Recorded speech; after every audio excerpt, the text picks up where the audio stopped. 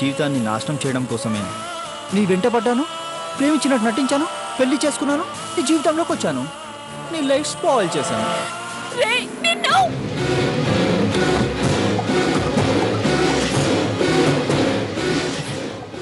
నీకంత సీన్ లేదు. నన్నేమన్నా ఏం చేసినా ఎఫెక్ట్లు డిఫెక్ట్లు రెండూ నీకే.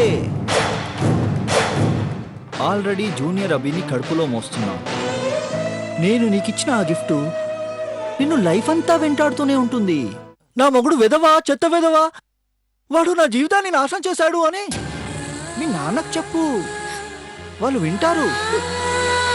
విన్న వెంటనే కుల్లి కుల్లి ఏడుస్తారు. ఆ సీను నా కల్లారా చూడాలనుంది. వెళ్ళి చెప్పు అమృత, చెప్పు నానా ప్లీజ్.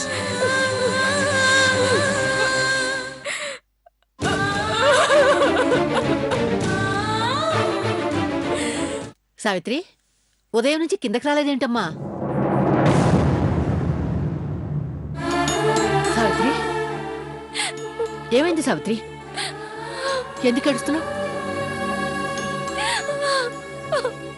సావిత్రి, నీకు ఏ కష్టం వచ్చినా చెప్పుకోగలిగేది నీ భర్తతోనూ నాతోనే కదమ్మా.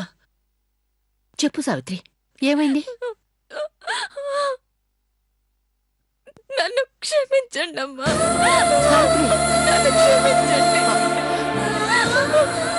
సావిత్రి, నువ్వు ఏ తప్పు చేయవని నాకు తెలుసు. భవానీ మాత చెప్పినట్టు ఈ ఇంటికి వారసుల్ని నేను ఇవ్వలేక. తనకు పిల్లలు పుట్టే అవకాశం లేదని నాకు చెప్పిన విషయం రాజశేఖర్ సావిత్రి కూడా చెప్పేశాడా?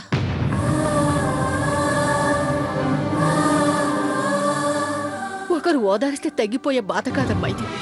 భవానీ మాత చెప్పినట్టు నా భర్తకు గాని ఈ ఇంటి పరువు ప్రతిష్టలకు గాని ఎలాంటి ప్రమాదం జరగకూడదని నేను ఆయనతో చనువుగా ఉండడానికి ప్రయత్నిస్తున్నాను.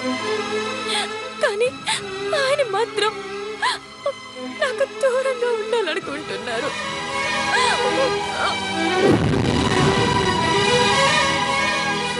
వాడు సావిత్రితో సన్నిహితంగా లేనందుకు ఎంత బాధపడుతుంటే ఇక తల్లయ్యే అదృష్టం లేదని తెలిస్తే సావిత్రి తట్టుకోగలదా?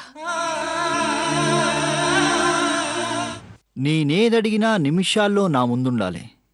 లేట్ చేస్తే కుదరదు. అర్థమైందా? అసలైన భార్యాభర్తలు పార్వతీ పరమేశ్వరులా ఉండాలి. భార్య భర్తలో సగం కదా.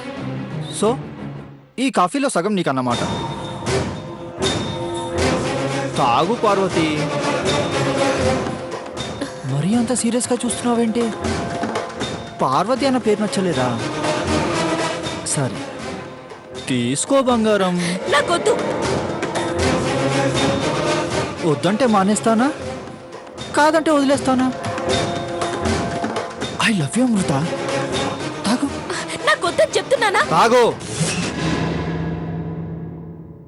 ప్రేమతో ఇస్తే నువ్వు తాగడం లేదు కాబట్టి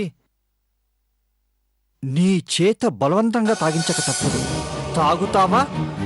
తాగించాలా? నాకు వద్దని చెప్తున్నానా? తాగమన్నాను కదా.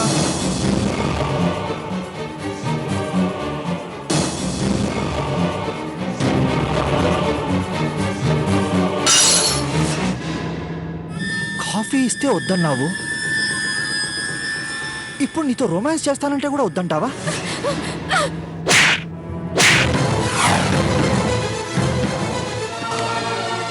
ఇక్కడున్నావా సావిత్రి?